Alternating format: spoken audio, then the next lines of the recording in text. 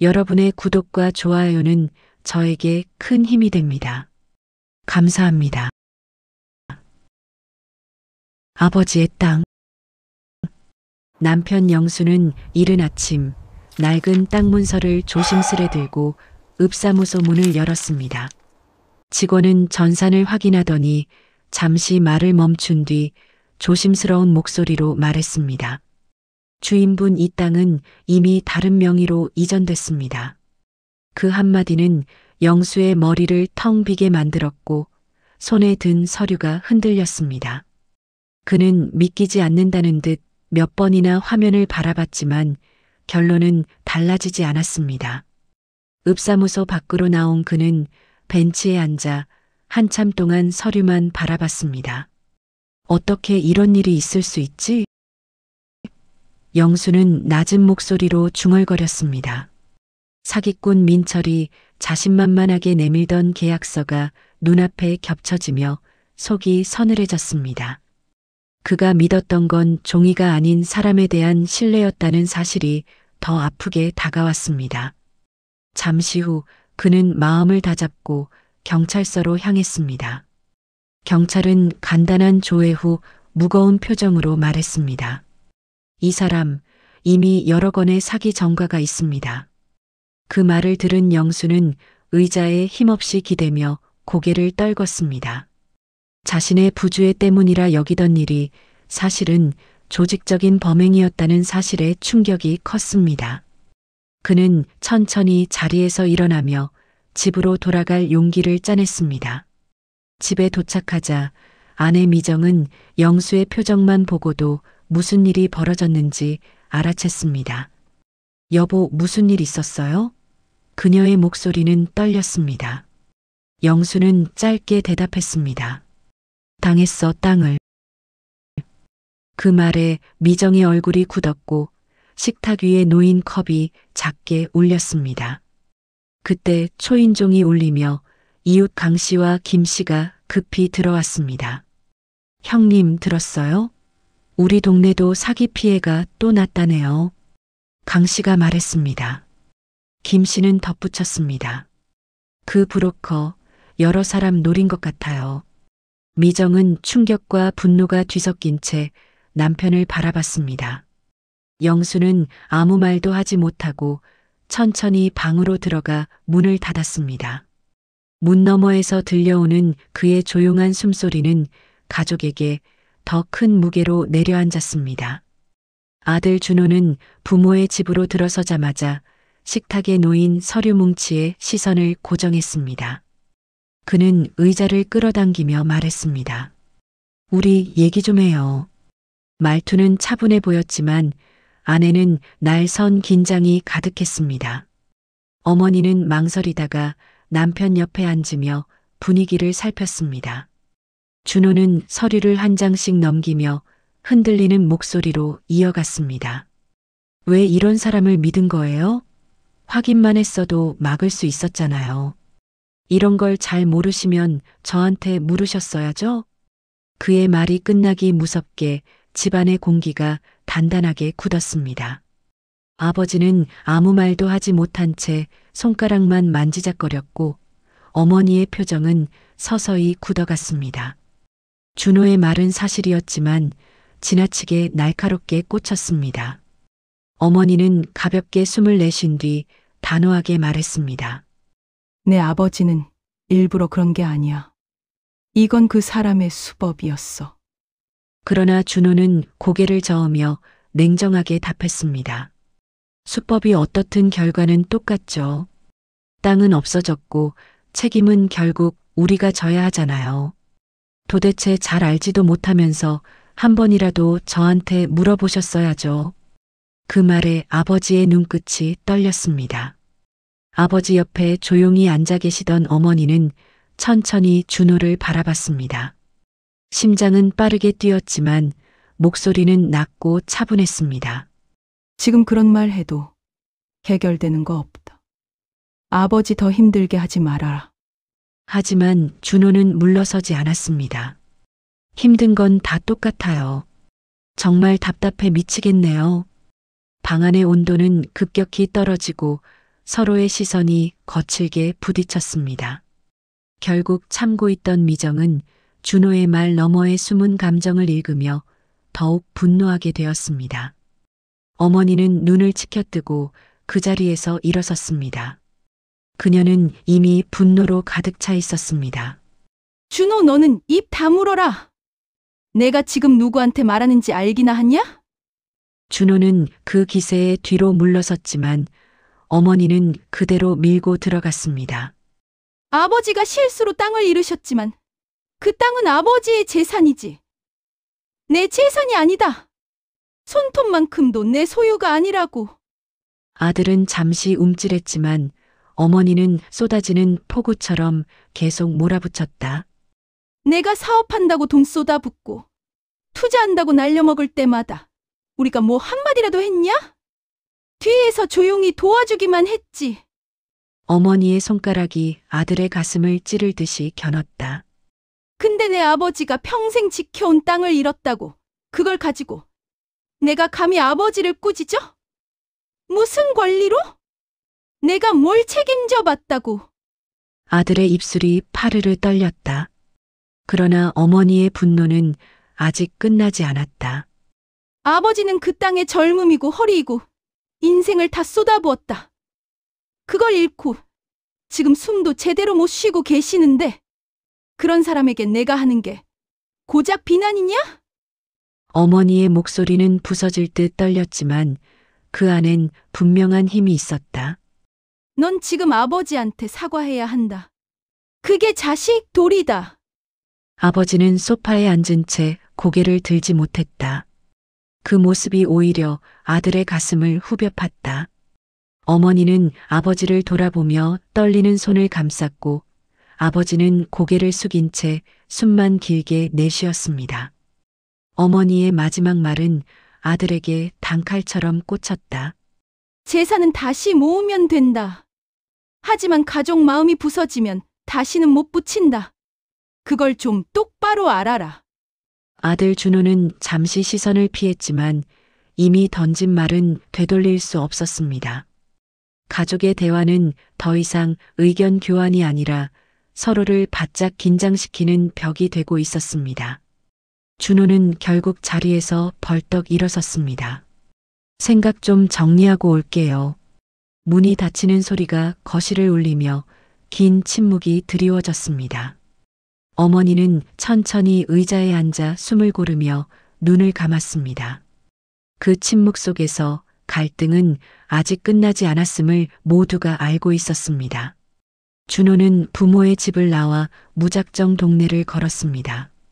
마을 골목은 조용했지만 몇몇 주민들의 시선은 묘하게 준호를 따라붙었습니다. 저 집도 사기당했다면서? 누군가 낮게 속삭이자 준호는 발걸음을 멈췄습니다. 그는 돌아서서 말했습니다. 들리는데도 아무렇지 않게들 말하네요. 하지만 주민들은 시선을 피하며 제 갈 길을 갔습니다.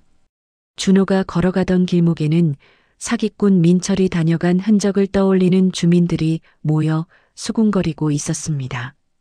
누군가는 우리도 털릴 뻔했지 라며 혀를 찾고 다른 이는 그 집만 당한 게 아니라니까 라고 말했습니다. 준호는 그 대화를 듣고 마음이 점점 더 복잡해졌습니다. 그는 스스로에게 속삭였습니다. 아버지가 얼마나 힘들었을까.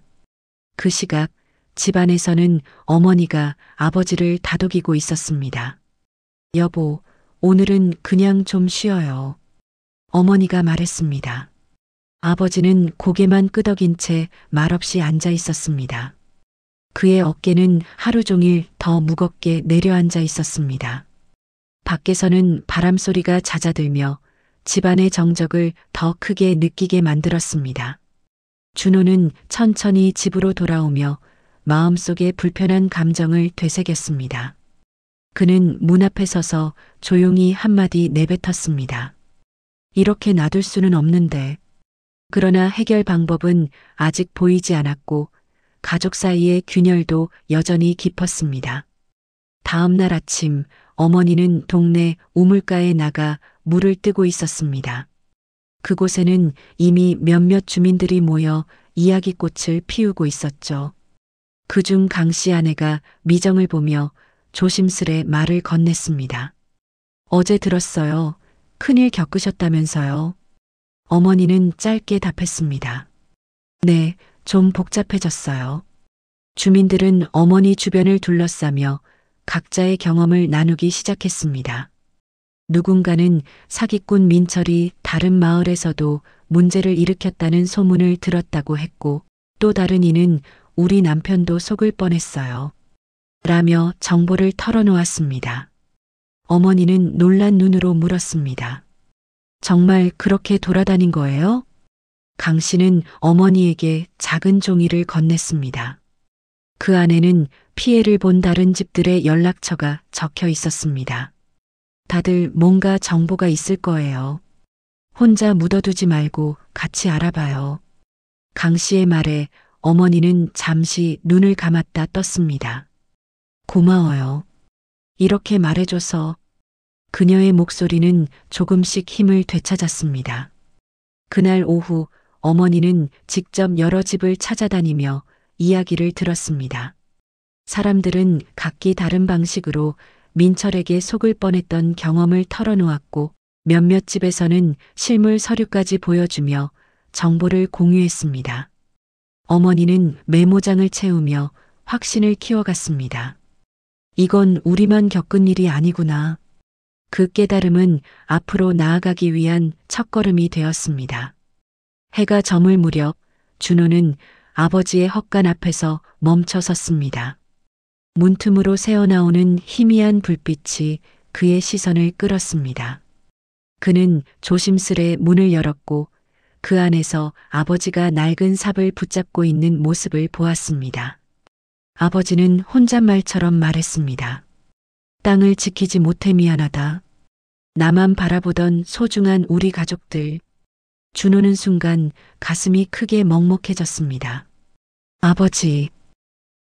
그는 어렵게 입을 열었습니다. 아버지는 놀란 듯 돌아보며 삽을 내려놓았습니다. 준호는 낮은 목소리로 말을 이었습니다. 그런 말씀하지 마세요. 그러나 아버지는 대답 대신 한숨만 내쉬었습니다. 준호는 헛간의 낡은 물건들을 바라보다 조용히 말을 꺼냈습니다. 아버지 혼자 무거운 걸 다 들고 있었네요. 아버지의 표정은 고개를 든 채 굳어 있었지만 그의 눈빛에는 작은 흔들림이 있었습니다. 어머니가 뒤따라 들어오며 두 사람을 번갈아 보았습니다. 이제는 그만 서로의 마음을 닫지 말아요. 그녀의 말은 조용했지만 울림이 있었습니다. 준호는 머뭇거리다 결국 진심을 꺼냈습니다. 죄송해요. 제가 너무 버릇 없었습니다. 아버지는 작은 목소리로 답했습니다. 나도 미안하다. 어색한 침묵 속에서도 서로를 향한 마음은 조금씩 움직이고 있었습니다. 그리고 그날 가족 사이에 닫혀있던 문이 아주 조금 열렸습니다. 며칠 뒤 어머니는 마을회관에서 주민들과 원탁에 모였습니다. 책상 위에는 각자 가져온 메모, 수첩, 복사본들이 어지럽게 놓여 있었습니다. 이 사람 여기저기 다녔네요. 강 씨가 말했습니다. 어머니는 자료를 살피며 답했습니다. 이 정도면 무슨 일이 벌어진 건지 알 수 있을 것 같아요. 주민들은 서로의 정보를 모으며 사건의 흐름을 맞춰가기 시작했습니다. 어느 집에서는 비슷한 시기에 받은 전화 기록이 있었고 다른 집에서는 사기꾼 민철이 들고 온 사진의 배경이 동일하다는 것을 발견했습니다. 봐요, 같은 곳이네요. 강 씨 아내가 손가락으로 가리켰습니다. 어머니는 고개를 끄덕이며 말했습니다. 흔적이 남긴 했네요. 한편 준호는 마을회관 입구에서 사람들의 움직임을 지켜보고 있었습니다. 그는 부모가 홀로 버티는 상황이 아니라는 걸 처음 실감했습니다. 생각보다 다들 엮여 있었네. 그는 작은 목소리로 중얼거렸습니다. 어머니가 회의장에서 그를 발견하고 불렀습니다. 준호야, 와서 이것 좀 봐. 준호는 자리로 다가와 자료를 살피기 시작했습니다. 그가 지적했습니다. 이 패턴 거의 같은 방법으로 돌아다녔네요. 주민들은 고개를 끄덕이며 서로의 의견을 모았습니다. 그 공간은 더 이상 불안만 가득한 장소가 아니었습니다. 하나의 힘이 모이는 작은 전쟁터 같았습니다. 마지막으로 어머니가 조용히 말했습니다. 이제 우리가 같이 찾아가야겠어요. 사람들은 고개를 끄덕이며 결의를 다졌습니다. 그리고 드디어 작은 마을이 하나의 방향을 향해 움직이기 시작했습니다. 다음 날 마을 사람들은 순서를 정해 사기꾼 민철이 자주 드나들던 외곽 창고로 향했습니다. 그곳은 폐허처럼 보였지만 내부에는 누군가 남긴 흔적이 남아 있었습니다. 강 씨가 살며시 말했습니다. 여기 맞네요. 사람들이 말하던데. 어머니는 주변을 둘러보며 대답했습니다. 흔적이라도 있으면 좋겠네요. 준호는 바닥에 흩어진 종이 조각들 중 한 장을 집어들었습니다. 여기 다른 집들 주소가 적혀 있어요. 그의 말에 주민들이 일제히 모여들었습니다. 아버지도 조심스레 다가오며 말했습니다. 이건 우리한테 온 것도 있는데. 창고 한쪽에는 낯선 사람들의 이름과 날짜가 적힌 표식이 붙어 있었습니다. 강 씨 아내가 경악한 표정으로 말했습니다. 이거 피해자들 정리해 둔 거 아니에요? 준호는 조용히 고개를 끄덕였습니다. 맞는 것 같아요. 철저히 준비했네요. 그의 말에 사람들의 얼굴이 굳어졌습니다. 아버지는 잠시 벽에 손을 짚고 숨을 고르며 말을 꺼냈습니다. 이렇게까지 조직적으로 한 줄은 몰랐네. 어머니는 남편의 어깨에 손을 올리며 대답했습니다. 여보, 이제 우리가 찾을 수 있는 건 다 찾았어요. 준호도 덧붙였습니다. 이걸로 충분히 싸울 수 있어요. 마을 사람들은 자료를 품에 안고 창고를 나섰습니다. 그들의 발걸음에는 불안보다 확신이 담겨 있었습니다. 이제 더는 속수무책으로 당하지 않겠다는 의지가 되살아나 있었죠. 작지만 힘 있는 움직임이 마을 전체에 퍼지기 시작했습니다. 몇 달 후, 마을 사람들은 그동안 모아온 자료와 정보를 바탕으로 힘든 법정 싸움을 이어온 끝에 드디어 마음고생을 했던 마을 사람들의 권리가 회복되어 가고 있었습니다. 소식을 들은 주민들은 작은 당산나무 아래에 모여 조용히 축하를 건넸습니다. 형님, 고생 많았어요. 강 씨가 말했습니다. 아버지는 쑥스러운 듯 웃으며 대답했습니다. 다들 도와줘서 살았지요. 어머니는 들판을 바라보며 깊은 숨을 내쉬었습니다. 여보, 이 자리가 다시 우리 손에 왔어요. 아버지는 감나무 줄기를 어루만지며 말했습니다. 그래, 살아있네, 아직. 그의 눈빛에는 안도와 감사가 섞여 있었습니다. 준호는 부모 곁으로 다가와 조용히 말했습니다. 아버지, 그간 고생 많으셨습니다. 아버지는 잠시 아들을 바라보다 천천히 고개를 끄덕였습니다. 너도 고생했다. 그 짧은 말은 길게 맺혀있던 감정의 매듭을 풀어주는 인사처럼 들렸습니다. 세 사람은 들판 한쪽에 간이 의자를 놓고 나란히 앉았습니다. 바람은 천천히 불어와 감나무 잎을 흔들었고 그 사이로 햇빛이 잔잔하게 흩어졌습니다. 어머니는 조용히 말했습니다. 이제 우리 마음 편하게 살아요. 준호는 부모님의 손을 잡으며 답했습니다. 우리 다시 시작해요. 석양 아래에서 세 사람의 그림자는 천천히 하나로 겹쳐졌습니다. 오랜 폭풍을 지나 다시 이어진 가족의 마음처럼 말입니다. 그리고 그들은 그 자리에서 비로소 같은 방향을 바라보고 있었습니다. 시청해 주셔서 감사합니다.